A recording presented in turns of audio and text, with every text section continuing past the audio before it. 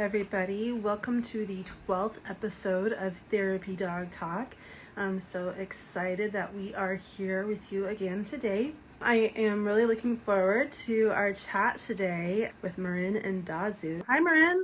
Hi, how are you? I'm good. How are you? Good. Long time no see. I know. We had so much fun the other day. We sure did. And it's Merin, Erin with an M. Merin, good to know. Merin, like Thank Karen, Merin, you know. Well, I will remember now, Merin. Even Yeah. when we're in person, people only say the dog's name, so I never know. Exactly.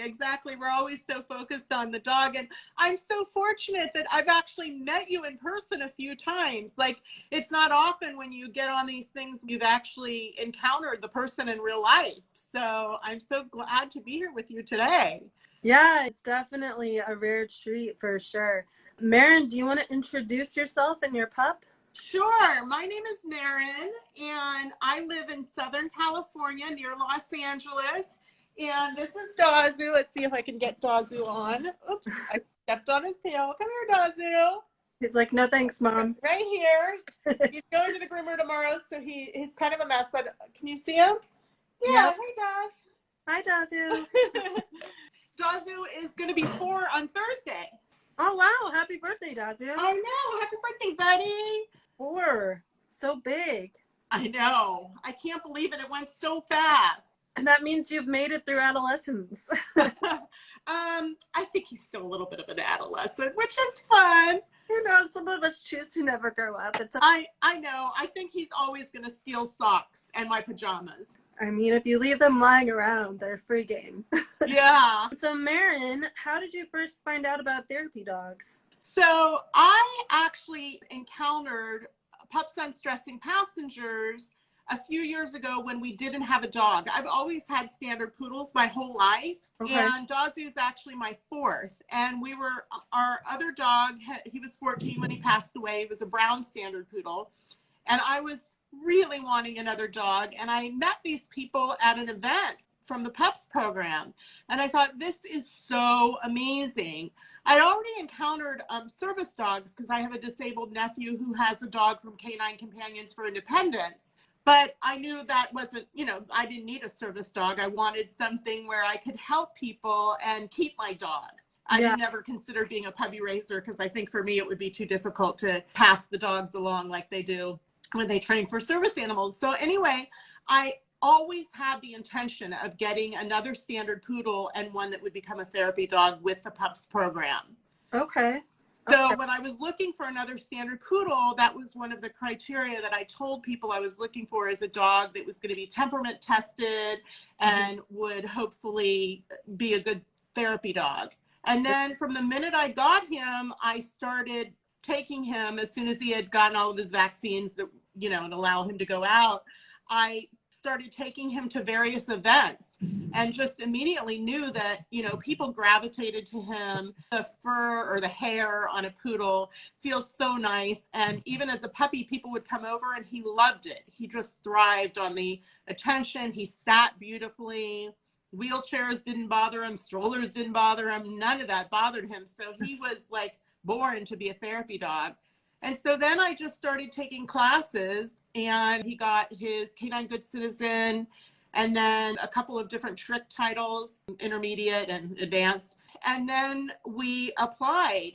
And so through the PUPs program, they work with the Alliance of Therapy Dog Network. So I knew immediately that even though there are a lot of amazing programs out there, I knew that that was the one that I needed to apply to in order to be able to work at the airport. Mm-hmm.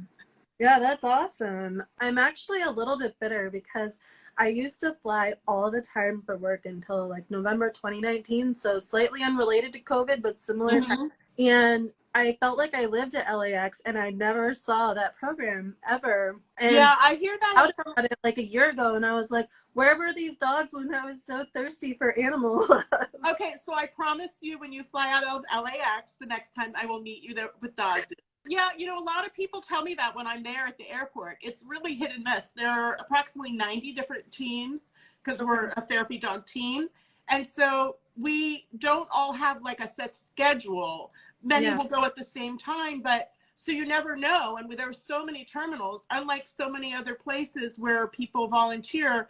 LAX is a 24-hour operation. Right. So you could encounter a dog and then never see another dog for a long time. Yeah. So, yeah. Yeah, definitely. Do you want to tell us a little bit about what it's like to be in pups for people who aren't familiar with the program? Yeah, it's amazing. I've done a lot of volunteer jobs in my life. Mm-hmm. This is my favorite one that I've ever done. For me, I love going where you're encountering children, adults, you know, elderly in wheelchairs, people from all different walks of life from all over the world, and how a pup or, you know, a dog can just break the ice. When I first started doing the PUPs program, you know, it's called Pups Unstressing Passengers. And I would say, would you like some unstressing? And I've had so many people lately, since, you know, people are back flying and everything, have said, oh, I don't need to be unstressed. I just want some puppy love. So that's what I'm saying now is, would you like some puppy love? So it's really enjoyable because some people just want the puppy love. Some people need it because they are having a really hard time. I have had a lot of people break down crying, just petting Dazu, just gets the tears flowing, you know, because they need it for unstressing. It's just really gratifying to do. Yeah, I bet.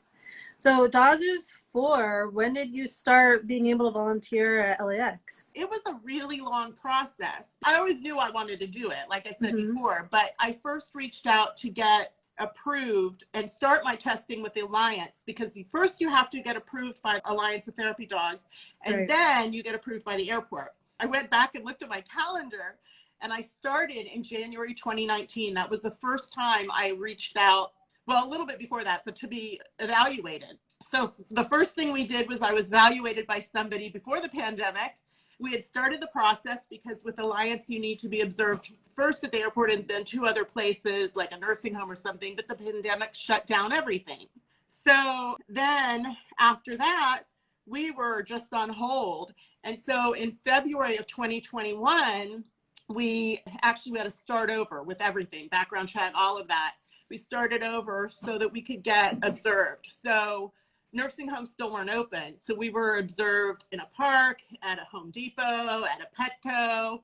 The hardest thing for me with the observing was Petco, because there's so many different distractions and scents, because so many dogs walk in and pee on the floor. So for me, I was really, really, really worried about that one. So we practiced a lot. Yeah. And then we got certified by Alliance. March was the first time we were observed. And then it wasn't until July that I actually met again at the airport for another observation, had a few observations then.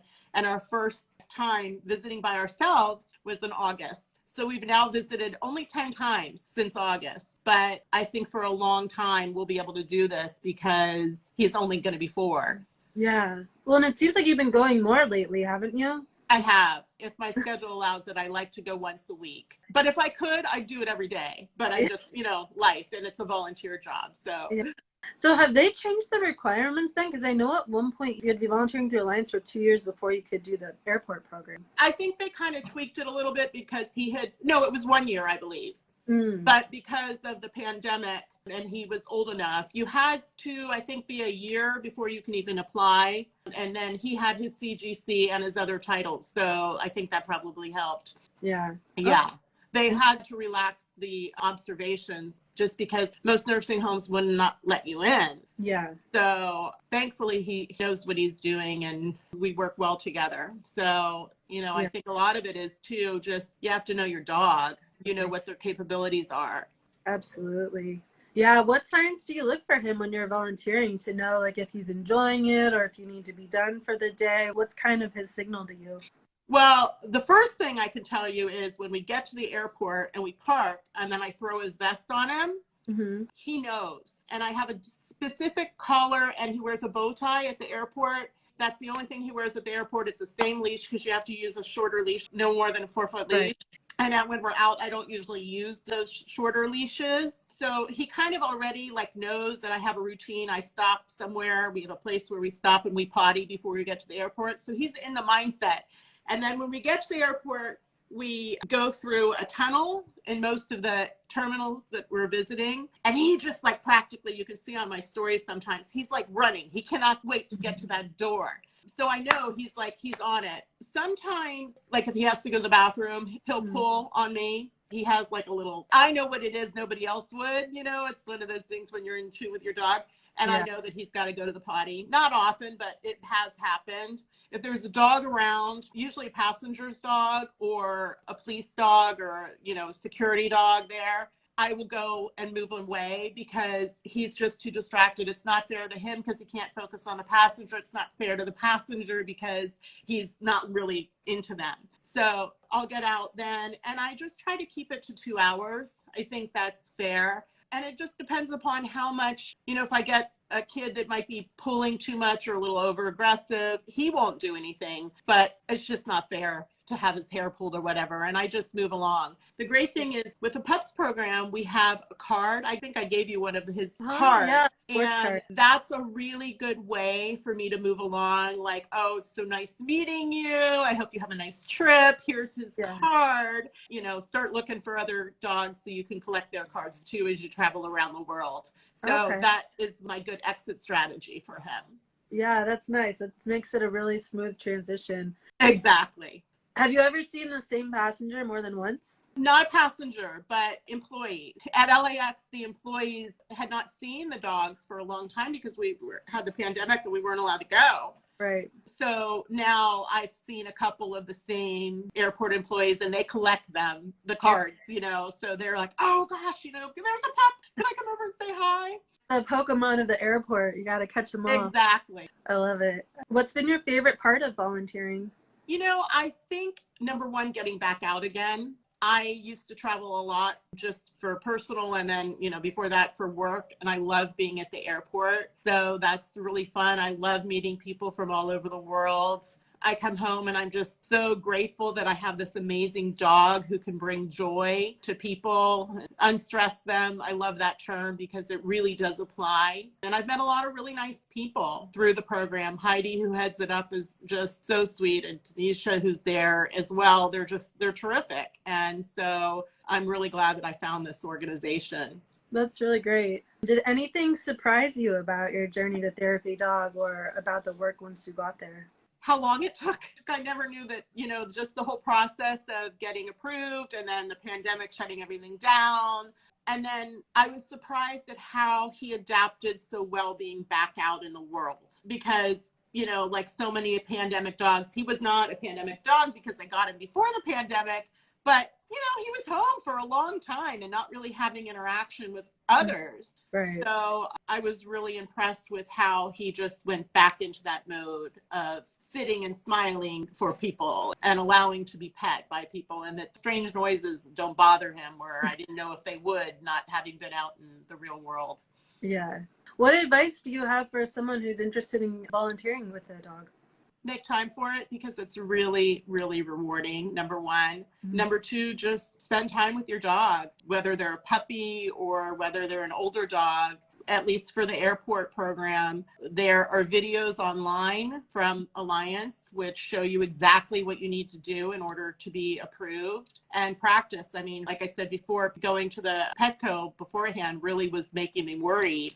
And so we just, for, you know, a good 2 weeks, I would take him over to Petco and we would just walk around and I'd show him things and tell him to leave it and, you know, not take the bones off. They put them low on purpose, I think, so you can buy them. But, you know, not grab the bones that were there. Goes shopping, so he wanted to go shopping. You know, that was our intention when we started the Instagram, was to take him shopping. And then the pandemic hit and that kind of got slowed down. We're going back out again and we're doing some of that, but it's a lot of work to get all the posts up. I have way more photos in my phone than will ever get up on Instagram.